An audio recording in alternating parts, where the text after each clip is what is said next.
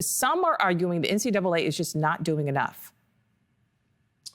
Yeah, they say this is a step backward, Nicole, that this offers no protection for women, and that this new NCAA policy, while everybody thought it was a huge victory at first, is nothing but a Trojan horse. Caitlin Wheeler, she is one of the women featured in this ad. She's a former NCAA swimmer who swam against Leah Thomas. She says it's insulting and the language is full of loopholes. It was deemed as a victory, but it is in fact the opposite. It continues to allow men and women's sports, men and women's spaces. It's a complete slap in the face to us who have been fighting for 3+ years. There's tons of loopholes, tons of ways where men can still compete on women's teams, still have access to women's locker rooms. The verbiage that they've used in this policy is very much leftist language, using verbiage such as assign male at birth or assign female at birth, which the only way to tell based off of that is looking at a person's birth certificate, which we know in 44 of the 50 states, you can change your sex on your birth certificate. So that has no substance whatsoever. Jen Say, she's the founder and CEO of XXXY Athletics. She created the ad, which has been viewed 4 million times so far. I spoke with her. Here's her thoughts. Birth certificates are changeable in 44 states. It's really easy. I went online where I live in Colorado. It's a simple form and $60 to change your birth certificate.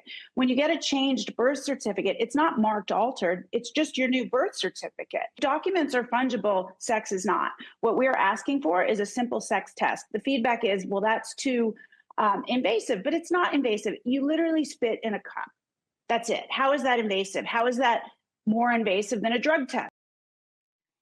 Now, it's not just these women. The Attorney General of Texas, Ken Paxton, agrees, just filed a temporary injunction against the CAA or the NCAA for this new language because it, quote, determines a student athlete's sex according to birth records and designations assigned by doctors rather than biological makeup at conception, treats sex as changeable rather than immutable characteristics, uses gender interchangeably with sex, and embraces the idea of gender identity as a basis for identification. Now, I reached out to the NCAA. They would not respond. We asked the White House for comment.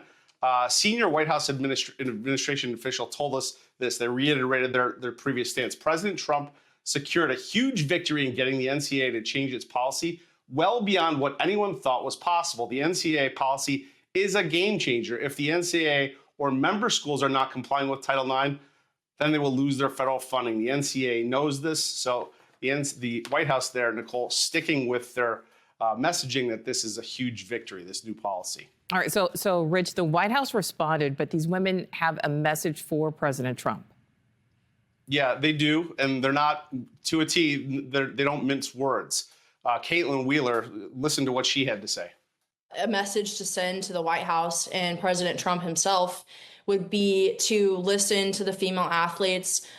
Don't just listen through the informants or the people who are sending messages close to you, hear from us, hear from our voices that this policy is not enough. It still continues and furthers the issue, and we demand better.